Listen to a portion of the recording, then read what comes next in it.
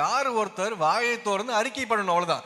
நான் இயேசு கிறிஸ்துவை நம்புறேன், நான் இயேசு கிறிஸ்துவை விசுவாசிக்கிறேன், அவர் எனக்காக மரித்தார், என் பாவத்தை அவர் சுமந்தார், இனி அவருடைய நீதியை நான் சுமப்பேன், என் பாவத்தை அவர் சுமப்பார். இதுதான் விஷயம் ஆக்சுவலா. அப்போ 10வது வசனம் சொல்லுது, நான் சொன்ன விஷயத்தை நம்பணும். முதல்ல அதான் சொல்லப்பட்டிருக்கு. நான் என்ன அறிக்கை எடுத்து சொன்னனோ அதை நம்பணுமா? நீதி உண்டாக இருதயத்திலே விசுவாசிக்கப்படும் சொல்லப்பட்டிருக்கு. நீதி உண்டாக, உங்க வாழ்க்கையில நீதி வேண்டும் என்றால், நீங்க நீதிமான் மாற வேண்டும் என்றால், இயேசு கிறிஸ்து என்ன பண்ணாரு? இந்த விசுவாசத்தை நீங்க சொல்லணும். ஆக்சுவலா சொன்னதை நீங்க நம்பணும். எப்போ நம்புறீங்களோ அப்போ நீங்க ரட்சிக்கப்பட்டீங்க. ஹல்லேலூயா.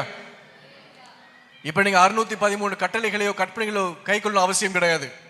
யூதனாக மாறணும் அவசியம் கிடையாது. நீ எந்த ஒரு யூத குலத்துக்கு போய் சேரணும், திருமணம் போகணும் கூட அவசியம் கிடையாது. முதல்ல யூதனா மாறுவதுக்கு நீங்க நல்லா